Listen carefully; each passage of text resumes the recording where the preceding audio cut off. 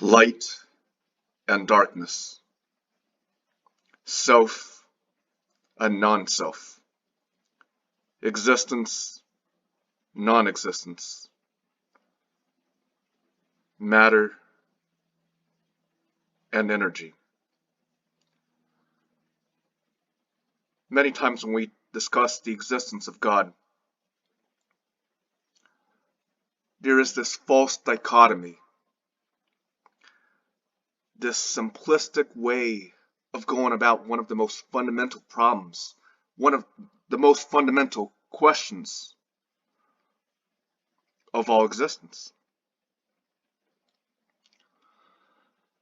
And after watching a lot of the discourses, great men whom we respect, such as Richard Dawkins, one of the most fundamental reflections that we want to put out there is that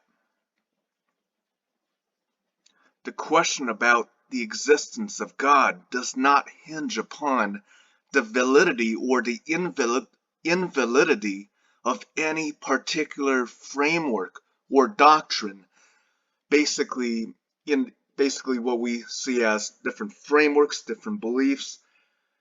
So if you're talking from an atheistic, naturalistic standpoint, science doesn't negate the existence of God. Now, we believe every intellectually, basically,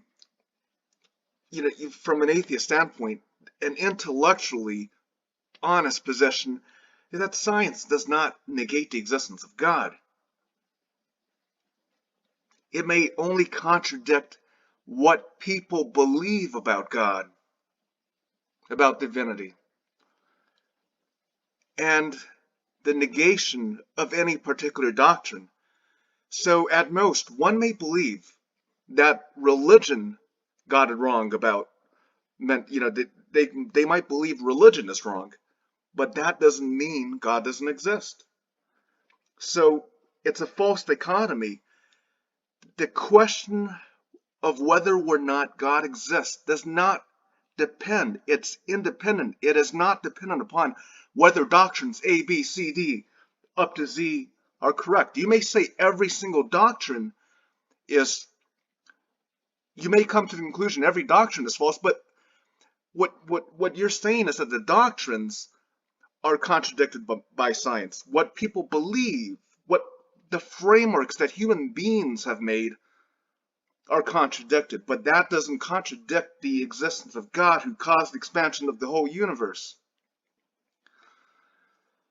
So to the extent that basically science, atheistic perspectives, it may or may not contradict certain beliefs and stuff like that, we think that's actually good, because